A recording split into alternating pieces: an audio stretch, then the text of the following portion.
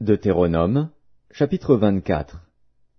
Lorsqu'un homme aura pris et épousé une femme qui viendrait à ne pas trouver grâce à ses yeux, parce qu'il a découvert en elle quelque chose de honteux, il écrira pour elle une lettre de divorce, et, après la lui avoir remise en main, il la renverra de sa maison.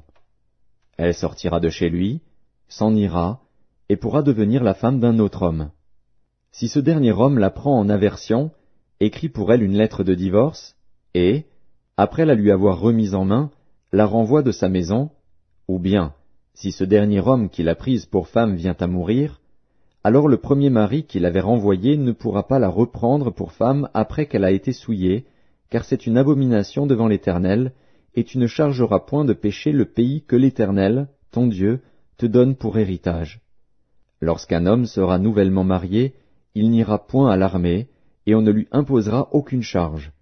Il sera exempté par raison de famille pendant 1 an, et il réjouira la femme qu'il a prise. On ne prendra point pour gage les 2 meules, ni la meule de dessus, car ce serait prendre pour gage la vie même. Si l'on trouve un homme qui a dérobé l'un de ses frères, l'un des enfants d'Israël, qui en est fait son esclave ou qui l'ait vendu, ce voleur sera puni de mort. Tu ôteras ainsi le mal du milieu de toi.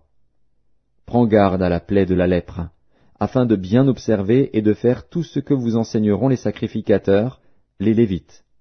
Vous aurez soin d'agir d'après les ordres que je leur ai donnés. Souviens-toi de ce que l'Éternel, ton Dieu, fit à Marie pendant la route, lors de votre sortie d'Égypte. Si tu fais à ton prochain un prêt quelconque, tu n'entreras point dans sa maison pour te saisir de son gage. Tu resteras dehors, et celui à qui tu fais le prêt t'apportera le gage dehors.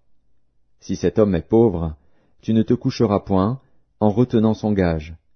Tu le lui rendras au coucher du soleil, afin qu'il couche dans son vêtement et qu'il te bénisse. Et cela te sera imputé à justice devant l'Éternel, ton Dieu.